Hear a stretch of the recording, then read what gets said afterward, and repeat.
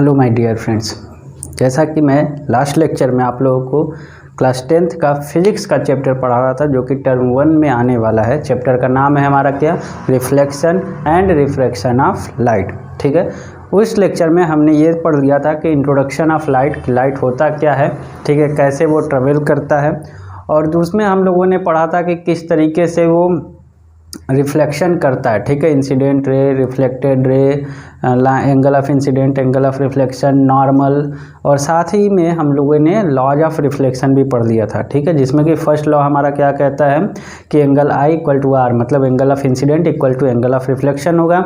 और दूसरा लॉ हमारा ये कहता है कि नॉर्मल, इंसिडेंट रे और रिफ्लेक्टेड रे, ये तीनों रेज जो हैं हमारे एक ही प्लेन पे पॉइंट ऑफ इंसिडेंट पे मीट करते हैं, लाई करते हैं। ठीक है, तो यहाँ तक हम लोगों ने पढ़ लिया था। आज के इस लेक्चर में हम लोग उसी के आगे कंटिन्यू करते हैं। ठीक है, और इस चैप्टर में और टॉपिक कवर करते हैं। ठीक है, तो स्टार्ट करने से पहले आप लोगों को क्या करना है, मेरा चैनल लाइक, सब्सक्राइब और शेयर कर दीजिए। ठीक है, तो आइए स्टार्ट करते हैं वीडियो। तो आज हम लोग पहले डिस्कस करेंगे कि इमेज क्या होता है। ठीक है, तो इमेज क्या है, जैसा कि आप लोग डिफिनीशन देख रहे हैं कि इमेज का डिफिनीशन क्या है कि the picture of our face in mirror is known as image of our face. ठीक है, तो मिरर में जो हम लोग अपने फेस का पिक्चर देखते हैं एक्चुअली वही इमेज होता है, वही इमेज होता है हमारे फेस का। ठीक है, तो इमेज हमारा दो तरीके का होता है। ठीक है, कौन कौन सा, एक होता है रियल इमेज और दूसरा होता है वर्चुअल इमेज। तो रियल इमेज उसे हम लोग कहते हैं, ठीक है, कि जब हमारे फेस से या हमारे बॉडी से लाइट रिफ्लेक्ट होकर के कहीं जाती है और किसी पॉइंट पे मीट करती हो और वहाँ पे हमारी इमेज, हमारा पिक्चर बनता हो, तो उसे हम लोग कहते हैं रियल इमेज। और दूसरा होता है हमारा वर्चुअल इमेज। वर्चुअल इमेज में क्या होता है कि हमारे बॉडी से, हमारे फेस से लाइट जाती तो है और हमें ऐसा लगता है कि हमारा इमेज बन रहा है, वहाँ पे इमेज फील होता है कि हाँ इमेज मेरी बन रही है, दिखाई भी देती है, लेकिन एक्चुअल में वो रेज वहाँ पे मिलती ही नहीं है, मिलते हुए हमें दिखाई देती है, प्रतीत होती है। ठीक है, तो फॉल्स इमेज बनता है, उसी को हम लोग क्या बोलते हैं, वर्चुअल इमेज। ठीक है, एग्जाम्पल के तौर पे कि अगर हम लोग थिएटर में जाते हैं मूवीज़ देखने, तो वहाँ पे जो भी हम पर्दे पे देखते हैं, स्क्रीन पे देखते हैं, वो होता है हमारा रियल इमेज। और अपने आप को जब हम मिरर में देखते हैं तो मिरर में जो हमारी इमेज दिखाई देती है वो होती है वर्चुअल इमेज। ठीक है दोस्तों, तो रियल और वर्चुअल समझ में आया। आइए फटाफट इसका हम लोग डिफिनीशन देख लेते हैं। ओके दोस्तों, तो हम लोगों ने इमेज के बारे में बात किया था कि दो तरह के इमेज होते हैं, एक होता है रियल, दूसरा होता है वर्चुअल। ठीक है, तो आइए हम लोग इसका डिफिनीशन देख लेते हैं कि रियल और वर्चुअल इमेज होता क्या है। तो रियल इमेज हमारा क्या है कि when a beam of light from an object actually meet at a point after reflection, then the image of object is called या फॉर्म अ रियल इमेज। ठीक है, जब किसी ऑब्जेक्ट से लाइट एक्चुअल में किसी पॉइंट पे मीट करता हो, मिलता हो रिफ्लेक्शन के बाद में, तो वैसे कंडीशन में हमारा रियल इमेज बनता है। लेकिन वर्चुअल इमेज हमारा क्या कहता है कि when a beam of light from an object does not meet at a point but appear to diverge from it after reflection, it is called virtual image. ठीक है, जब किसी ऑब्जेक्ट से लाइट, बीम ऑफ लाइट जो है हमें feel होता है, ठीक है, अपीयर होता है कि हाँ वो मिल रहा है, लेकिन वो मिलता नहीं, वहाँ से डाइवर्ज होता है, और वैसे कंडीशन में अगर इमेज बनती है तो उस इमेज को हम बोलते हैं वर्चुअल इमेज। ठीक है, तो यहाँ पे हम लोगों ने इमेज के बारे में बात कर लिया।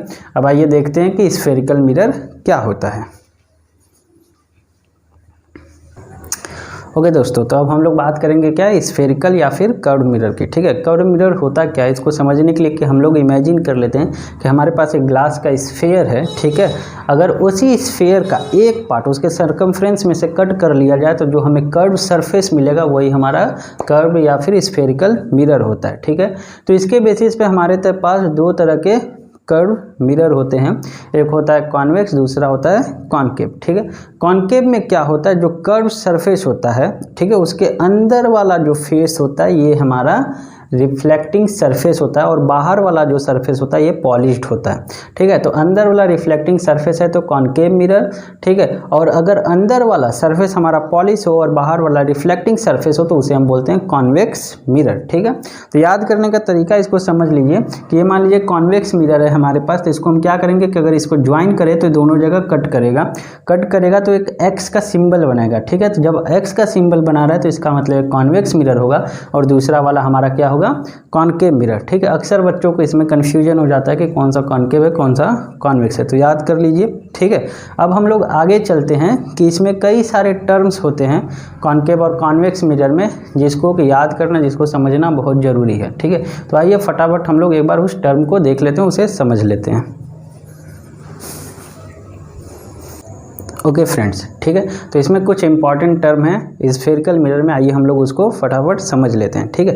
तो इसमें सबसे पहला हमारा आता है क्या कि सेंटर ऑफ कर्वेचर, ठीक है। तो सेंटर ऑफ कर्वेचर होता क्या है कि अगर मान लीजिए हम एक स्फेयर लेते हैं तो उस स्फेयर का जो सेंटर होगा, ठीक है, वही हमारे उस कर्व मिरर का सेंटर ऑफ कर्वेचर होगा, ठीक है। इसका डिफिनीशन क्या है, the centre of a hollow sphere of which the curve mirror form a part is called centre of curvature, ठीक है, डिनोटेड बाय सी। इसको किस लेटर से डिनोट करते हैं, सी से। उसी में सेकंड हमारा आता है कि रेडियस ऑफ कर्वेचर, तो जो इस स्फेरिकल मिरर का जो रेडियस होगा वही हमारा क्या होगा, रेडियस ऑफ कर्वेचर, ठीक। इसका डिफिनीशन क्या है, the radius of a hollow sphere of which the spherical mirror form a part is called radius of curvature denoted by R, ठीक है। तो इसको किस लेटर से डिनोट करते हैं, कैपिटल आर से। नेक्स्ट है हमारा पोल, ठीक है, the mid point of a spherical mirror is called its pole denoted by P. तो स्फेरिकल मिरर का जो मिड पॉइंट होगा, ठीक है, या कर्व मिरर का जो मिड पॉइंट होगा उसी को हम लोग पोल कहते हैं और उसे पी से डिनोट करते हैं, ठीक है। तो नेक्स्ट हमारा क्या है, principal axis, the line joining the centre of curvature and pole is called principal axis, ठीक है। तो एक लाइन होती है हमारी जो सेंटर ऑफ कर्वेचर और पोल को ज्वाइन करती है, उसी को हम लोग क्या बोलते हैं, प्रिंसिपल एक्सिस, ठीक है। इसी में नेक्स्ट टर्म हमारा क्या है, फोकल लेंथ। तो फोकल लेंथ क्या होता है, the distance between the pole and principal focus of spherical mirror is called focal length. मतलब पोल और फोकस से कि जो डिस्टेंस होती है उसी को हम क्या बोलते हैं, फोकल लेंथ, ठीक है। तो आइए एक बार हम लोग क्या करते हैं, फिगर बना करके उसमें देख लेते हैं कि ये सारे टर्म हमारे कहाँ पे आते हैं और किस लेटर से उनको डिनोट किया जाता है, ठीक है। तो आइए हम लोग फिगर से समझते हैं।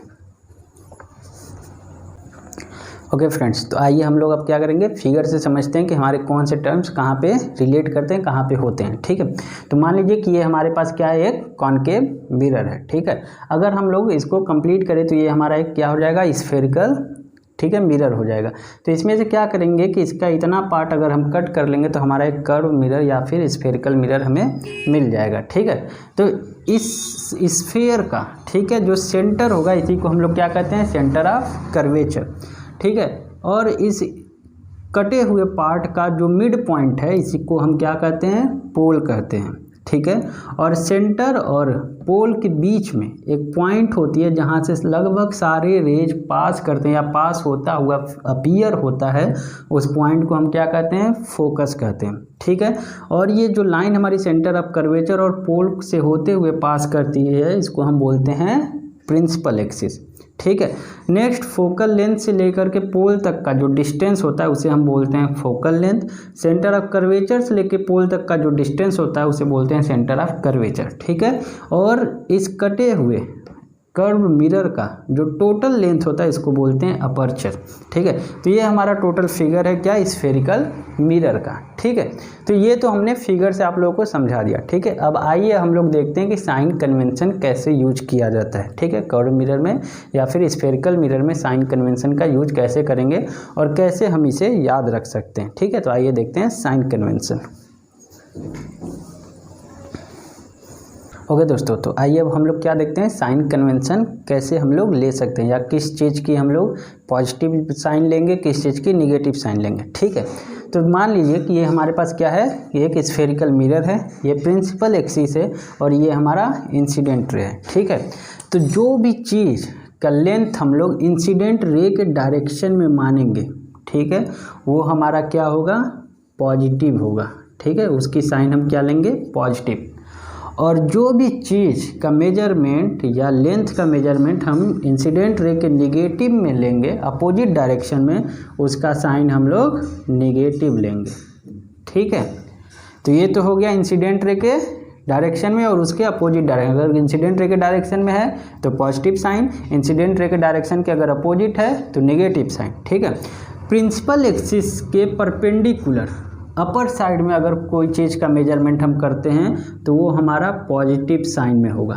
ठीक है, और पैरेलल एक्सिस के प्रिंसिपल एक्सिस के अपोजिट डायरेक्शन में नीचे के साइड में अगर किसी चीज़ का मेजरमेंट लेते हैं तो उसका साइन हम लोग लेंगे क्या, नेगेटिव साइन लेंगे। ठीक है, प्लस होगा, ठीक, और इसको निगेटिव। ठीक है, तो ये तो हो गया बड़ा इजी सा तरीका है कि इंसिडेंट रे बस आप याद रखिए कि इंसिडेंट रे के डायरेक्शन में है तो पॉजिटिव, इंसिडेंट रे के अपोजिट डायरेक्शन में है तो नेगेटिव, प्रिंसिपल एक्सिस के परपेंडिकुलर है अपर साइड में तो पॉजिटिव, प्रिंसिपल एक्सिस के डाउनवर्ड है नीचे के साइड तो उसे हम क्या लेंगे, नेगेटिव। ठीक है, तो ये तो हो गया साइन कन्वेंशन। अब आइए हम लोग देखते हैं कि कैसे स्फेरिकल मिरर में इमेज फॉर्म होता है, क्या क्या उसके लॉज होते हैं। ओके फ्रेंड्स, ठीक है, तो आइए हम लोग देखते हैं कि अब स्फेरिकल मिरर में आखिर इमेज फॉर्म होता कैसे। ठीक है, तो मान लीजिए कि ये हमारे पास क्या है, कॉनकेव मिरर है। ठीक है, कॉनकेव मिरर में ये पोल हो गया, ये फोकस है, ये सेंटर ऑफ कर्वेचर है। ठीक है, अगर हमारा ऑब्जेक्ट, ठीक है, सेंटर ऑफ कर्वेचर के पीछे रखा जाता है और इंसिडेंट रे हमारा प्रिंसिपल एक्सिस के पैरेलल जा रहा है तो इसे स्ट्राइक करने के बाद कहाँ से पास करेगा, फोकस से पास करेगा। उसी तरीके से कॉन्वेक्स मिरर में अगर ये इंसिडेंट रे हमारा प्रिंसिपल एक्सिस के पैरेलल है तो इस मिरर से स्ट्राइक करने के बाद ये हमें अपीयर होगा कि मिरर के पीछे, बिहाइंड द मिरर, ये रेज कहाँ से पास हो रही है, फोकस से हो रही है। ठीक है, तो ये तो हो गया फर्स्ट कंडीशन। सेकंड कंडीशन हम लोग देख लेते हैं। ठीक है, तो सेकंड कंडीशन में देखिए कि अगर हमारा इंसिडेंट रे फोकस से पास होते हुए जाकर के मिरर से स्ट्राइक करता है तो स्ट्राइक करने के बाद ये प्रिंसिपल एक्सिस के पैरेलल ही रिटर्न हो जाएगा। ये है हमारा सेकंड कंडीशन। थर्ड कंडीशन में क्या होता है कि अगर मान लीजिए कि हमारा ये जो इंसिडेंट रे है ये फोकस की बजाय सेंटर ऑफ कर्वेचर से पास करते हुए स्ट्राइक करे तो ऐसे कंडीशन में जिस पाथ से आकर के स्ट्राइक किया था उसी पाथ से ये फिर रिटर्न भी हो जाएगा। ठीक है, तो ये तीन तरीके हैं इंसिडेंट रे का कि कहाँ से पास करेगा तो कहाँ, उसके रिफ्लेक्शन के बाद किस पोजीशन से वो बैक हो जाएगा। ठीक है, ओके दोस्तों, तो इमेज फॉर्मेशन जो है अब हम लोग नेक्स्ट लेक्चर में देखा जाएगा। तब तक के लिए आप लोग क्या करिए, इन सब टॉपिक्स को प्रिपेयर करिए, फॉर्मूले जो भी हैं, जो भी लॉज आप लोगों को बताएं कि कैसे इमेज फॉर्मेशन होता है, इंसिडेंट रे कौन सा पाथ फॉलो करता है। ठीक है, मिरर इमेज कितने तरीके के होते हैं, principal axis, focus, centre of curvature, centre of radius of curvature, ये सब चीज़ें क्या होती हैं, टर्म्स याद करिए, मिरर कितने तरीके के वो याद करिए। ठीक है, इतना पढ़िए तब तक, फिर उसके बाद हम लोग नेक्स्ट लेक्चर में image formation by concave mirror और मिरर फार्मूला ये सब चीज़ें देखेंगे। ठीक है दोस्तों, तो उम्मीद करता हूँ कि जितना आज बताया हूँ आप लोगों को समझ में आया होगा। बाकी बचा हुआ जो पार्ट है वो हम लोग नेक्स्ट लेक्चर में करेंगे। तब तक के लिए आप लोग क्या करना है, मेरा चैनल लाइक, सब्सक्राइब और शेयर करिए। मिलेंगे हम लोग नेक्स्ट वीडियो में, तब तक के लिए बाय।